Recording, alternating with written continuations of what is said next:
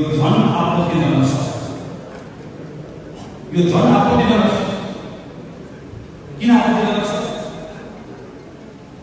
प्रधानमन्त्रीले यो कुरा बोलिसकेपछि परराष्ट्र मन्त्रालयले रफू भन्नको लागि प्रधानमन्त्रीले यस्तो भन्नु खोज्नुभएको भनेर के प्रश्नपत्र दिनुभएको मैले पढेँ। त्यो प्रश्नपत्र आशय के गरेको पाएँ भने थुप्रै तथ्य र प्रमाणहरूको लागि बेलायतसँग कुरा गर्न खोजिएको। त्यसको प्रधानमन्त्रीले भन्नु खोज्नुभएको आजसम्म नेपालले जुन अडान राख्यो त्यो अडान राख्दैमा हामीसँग तथ्य थिएन, प्रमाण थिएन। तथ्य र प्रमाण बिना दस्तावेज बिना हामीले अडान राखेका भनेर भन्नु खोज्नुभएको। सुशील चन्द्र प्रधानमन्त्री हुनुभएको बेलामा हामीले तथ्य र प्रमाणका आधारमा नेपाल र भारत दुवैलाई नोट बनाएको होइन।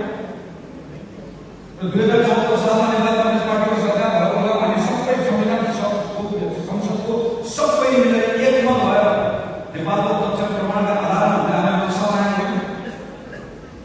प्रधानमन्त्रीले जानेर गर्नुभएको हो भने नजानेर गर्नुभएको हो भने यो प्रगति गरेको देशको यो चिन्ता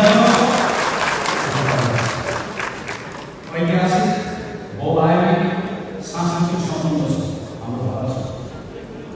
हामी त्यसलाई मान्दछौँ, त्यसलाई आत्मसात गर्छौँ, त्यसलाई